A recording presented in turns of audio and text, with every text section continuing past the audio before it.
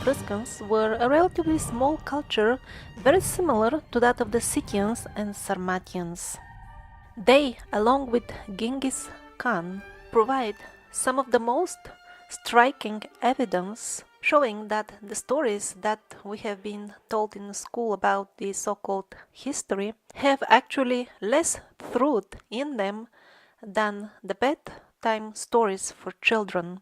And indeed, the bedtime stories have a much higher educational intrinsic value because at least they tell about the times when magicians and giants were walking the earth, and that, unlike the stories that we read in the history books, was something that actually happened. Adriano Lorigina is the president of the National Institute of Archaeology of Italy. He says, it is a universally accepted fact nowadays that the Etruscans were the founders of Rome, and their role in forming the full Italian antique culture is enormous. In the beginning, Rome itself had 3 Etruscan emperors. And yet further he assures us that nobody knows where the Etruscans came from, and their writing is absolutely unreadable. Then he was asked the following question: why exactly the Etruscan is unreadable?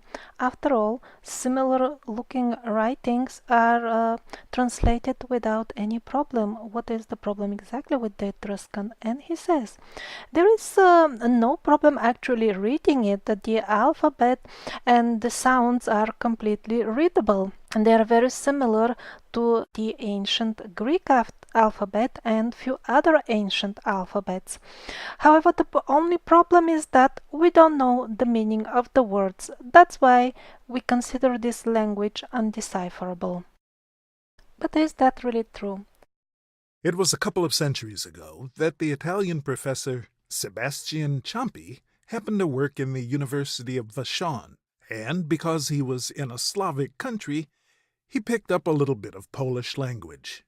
Much to his great surprise, even with only a very minimal amount of simple Polish language, he started not only reading Etruscan inscriptions, but also understanding the text. Upon his return to Italy, he was happy to share his discovery with his Italian colleagues. However, they simply refused to even take a look at his work, because, they said, that the most authoritative and learned German scholars had already long ago established what the history was like, and so this cannot be true. And it cannot be, because it cannot be. And he was not alone. Other scholars discovered the same, like Tadeusz Walański and Alexander Chertkov. This is a comparison table compiled by Walański of the Etruscan alphabet. In the first column you see the Etruscan letters, and in the second column you see the Cyrillic counterparts. Both alphabets bear great resemblance.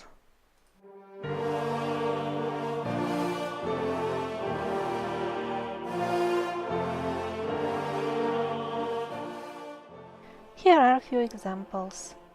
Look at this sample Etruscan inscription that comes first in the mainstream history book on the Etruscans, written by Ulrich Friedrich Koppa. In his book, he loudly assures us that Etruscan is absolutely unreadable forever. He doesn't even discuss this inscription in his full book. This is how you read the inscription. Стерела Купида ранит Минифеи. Now, I myself don't know any ancient Slavic language. I only know contemporary Slavic languages. And yet I hear in plain speech, without the need of any translation, the way the Etruscans wrote it hundreds of years ago, that the arrows of Cupid will wound or are wounding the nymph. It really sounds to me like some sort of dialect from a remote village area. It doesn't sound like a foreign language at all.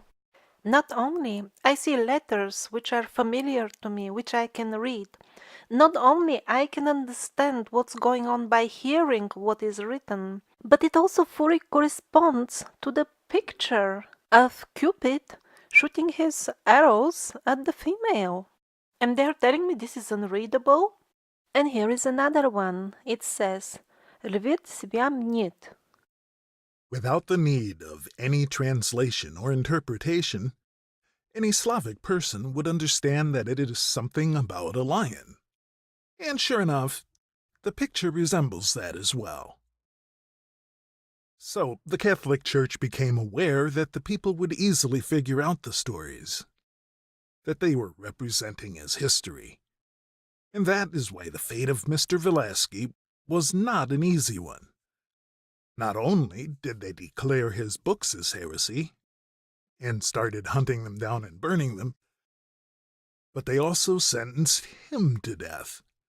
And it was only by the endeavors of a certain emperor that he eventually managed to escape. Instead of actual historic research based on ancient inscriptions, the mainstream historians always quote Theodor Mommsen and others like him. He wrote other correct history of Rome, and it is always said and quoted that it was based on hundreds of old books from all these sources and all that, and he had them at home and he compiled them all, and always the same trick. After he finished his work, all of a sudden all this fire devoured everything, and not even a single one of these books is left now.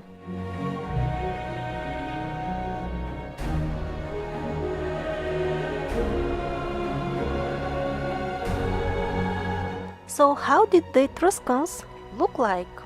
Of course, the official answer is like the way people in Italy look nowadays, because they are descendants of the Etruscans.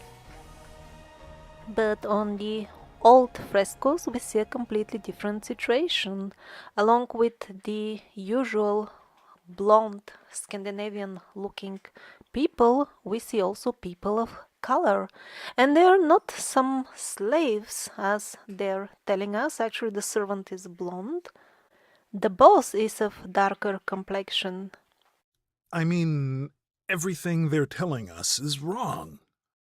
About the language, about who the people were, just everything. Actually, the Etruscans were a very international crowd, and this fits very well with the story of the survivors. We saw the same record in America. In Popova, they were telling us about the people who came to teach them from far away. They all spoke different languages, and they looked different. We find traces of Chinese people in the survivors team, along with the traces of Africans, which are much better known and much more numerous in the Americas.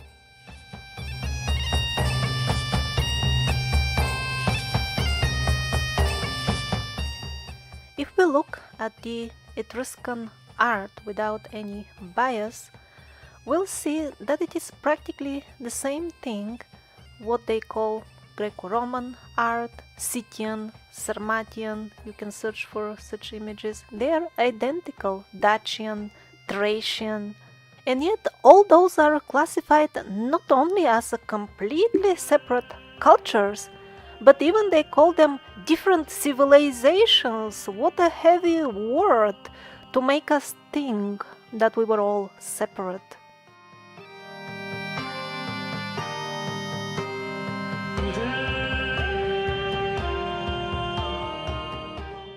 The Scottish scholar Thomas Dempster compiled a meticulous study of the Etruscans, published in a couple of big volumes, compilation of ancient work showing that it was the Etruscans who gave to the full region of Rome and full Italy technology, medicine, agriculture, and basically all culture and knowledge. As everywhere else on earth, they simply came to educate people. But how did the Etruscans call themselves? The name they used is Rasenna, that is well accepted even by mainstream historians. Do you remember the quote from Mavro Orbini? He also said that the survivors called themselves Raseanami, which means the scattered ones. And that is why, he continues, various nations derived their names from this word. Another nation that did that is the Russians. It is not a secret that they call themselves Russi. That's how it sounds in their language, and it was formed by and the root of that was Raseanami. For example, in this Etruscan inscription, they talk about Russia using the very main word that is historically well known to signify Russia, and that is Россия. And that is, by the way, how the Russian people themselves till nowadays call their country Россия, the land that was founded by the scattered ones. By the way, Etruscans, the very word as it is in English, may not sound as close to Russians, but that's only in English. In the Slavic language, it sounds like this: Etruskie. It is very near to Russkie, almost the same. It doesn't mean that the Etruscans are Russians. It means that both regions, that of Italy and that of Russia, initially received their culture from these scattered ones. And also please note that since Etruskie and Russkie is very near in the Slavic language, it probably has been even at the time when the Etruscans were speaking their own language, because it was basically a Slavic language. According to even official statistics, the most common family name in Italy till date is Rossi. And of course, as everywhere else on earth, the swastika was their symbol. Here is what everybody calls a Roman-style helmet. It's actually Etruscan. Here are the Etruscan sphinxes. Everything was there already, nothing was invented by the Romans. The Etruscan laurel wreath. When the official history there was being cooked up and fabricated, the appearance of the Etruscans made them uncomfortable. They weren't supposed to be there, after all. All these inventions and all the knowledge they gave was accredited mistakenly to the Romans. So what to do with them? As usual, just throw them into the faraway, unimportant part. Centuries before Christ. But in fact, in the main book of the Etruscans, although we don't have an original version, we only had the corrected by the Jesuit monks form. Still, even in its corrected form, it just copies the Bible. It resembles the Bible very closely. In fact, the Etruscans flourished just centuries ago. The cross is present in their artwork, the Christian cross. They knew very well about Christ. And the mainstream historians are telling us that they are working hard on solving this mystery of why the main Etruscan book resembles the Bible so closely.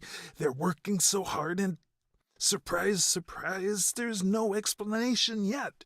It is still a mystery. And by the way, the very name of that main book of theirs can tell us quite a lot. It is called Sudная книга. And again, I don't know any ancient European languages, and yet I understand this just because I know Slavic languages. It means simply book of law. Very strange. They have even made up a proverb saying Etruscan unreadable in Italian. to really convince people, and they always underline with such bold letters that Etruscan is absolutely unreadable and will never be readable, and it is a mystery and all that. And yet millions of people who know Slavic languages can understand without any translation. Interesting. Is this just another African, or is some other chap of the blue ones? There in Egypt, the blue ones, also in India, Krishna belonged to the blue race. Also, the time of the first new expedition to Italy, we had an art historian in the group, and when she saw some depictions, murals of some angels, they were so masculine, they looked like modern cartoons. She immediately exclaimed, "This is either a modern mural, or this was not 2,000-3,000 years old as it was written on the tourist board in front of this burial chamber." And it seems that those images, you can see them in the video report of the expedition, were not modern addition by the restoration team, because also on their statues we see very realistic depiction of the muscles, which was definitely not typical in the art, which is, as they say, 2,000 years old and even more. Here is another very muscular angel.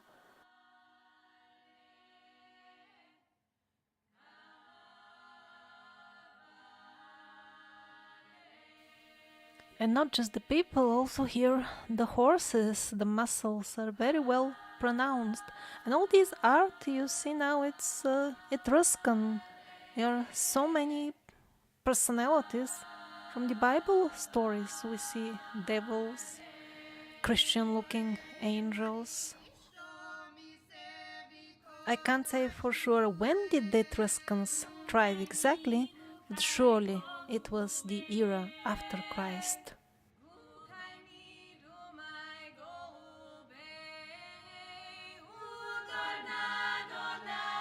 So to summarize, the Etruscans are just an excellent example of how unnecessary mystification is used to cover up the real history and cover up the biggest of all mysteries, which is how descendants of magicians like ourselves have been tricked into believing to be descendants of apes.